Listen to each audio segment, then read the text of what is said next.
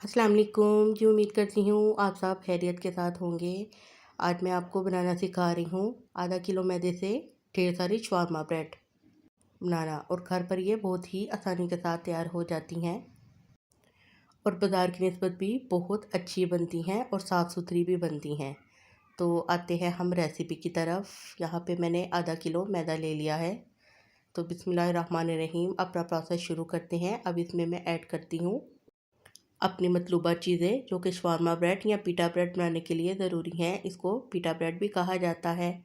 तो इसमें मैंने शामिल किया है आधा चम्मच नमक। इसके अलावा मैं इसमें 1 चम्मच चीनी शामिल करूँगी। मैदा जो है मैंने बिल्कुल आधा किलो लिया है, ठीक है। तो उसी हिसाब से मैं आपको अज्जा भी बता रही हूँ। घर पर ब्रेड तैयार करने का ये फ़ायदा होता है कि साफ़ सुथरी बनती है हमारी नज़रों के सामने। तो इसमें मैं इंस्टेंट ईस्ट शामिल कर रही हूँ, यानी खमीर। ये मैंने भिगो के नहीं था रखा, इसको मैं डायरेक्ट शामिल कर रही हूँ।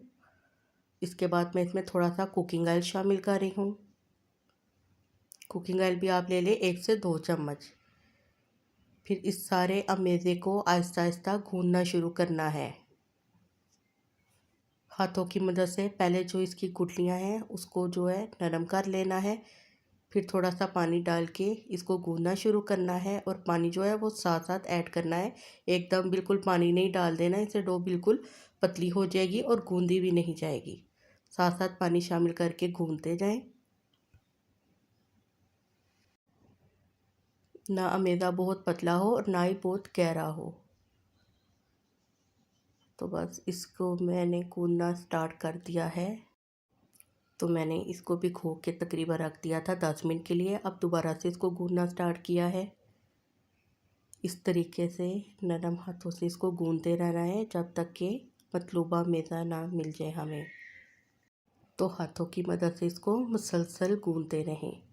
रेसिपी पसंद आए तो वीडियो को लाइक ज़रूर कीजिएगा और कमेंट सेक्शन में अपनी राय भी बताइएगा कि आपकी ये कैसी बनी है रेसिपी। तो ये कुछ देर बाद की डो की हालत मैं आपको दिखा रही हूँ। इसको मैंने अच्छी तरह से गूंद लिया था। अब इसके ऊपर मैं ऑयल जो है उसको अच्छी तरह से लगाकर थोड़ी देर के लिए रख छोड़ूंगी, ताकि जो डो है वो थोड़ी सी फूल जाए, क्योंकि इसमें मैंने खमीर का यूज़ किया है। तो ये आप देखें कितनी परफेक्ट डो जो है वो गूंदी गई है। और थोड़ी देर बाद अब मैं इसकी रोटियां तैयार करूंगी, यानी पीटा ब्रेड तैयार करूंगी। तो थोड़ी देर बाद मैंने थोड़ा सा खुश्क आटा जो है वो छिड़क लिया है, और उसके बाद मैंने इतना सा पेड़ा लेके अब इसकी रोटी तैयार कर रही हूँ, यानी पीटा ब्रेड तैयार कर रही हूँ शवारमा बनाने के लिए। तो इसी तरह बेला लेके आपने भी इसको गूंद लेना है, और साथ साथ खुश्के का भी यूज़ करते रहना है ताकि ये चिपके ना। और डो की मोटाई आप अपने मुताबिक रख लें। अगर आपको बहुत ज़्यादा मोटी रोटी चाहिए तो आप इसकी मोटी रोटी बनाएं, लेकिन अगर आपको इस तरह की पतली चाहिए तो आप फिर इस तरह से इसको ज़्यादा बेल लें।